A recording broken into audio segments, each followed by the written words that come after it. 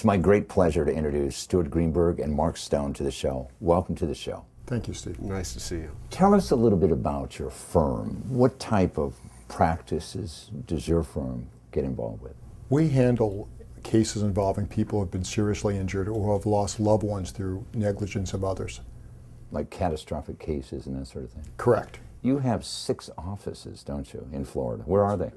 We have offices in South Florida, Central Florida, and in the Panhandle. Okay. I always ask this of every lawyer that we have on the show. Why did you become a lawyer, Mark?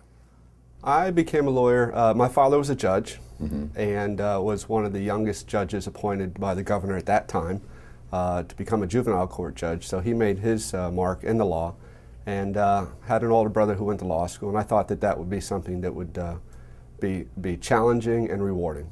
How about you, Stuart? I like working with people, and in our practice we get to spend a lot of time with our clients over many years, and over 31 years we still have relationships.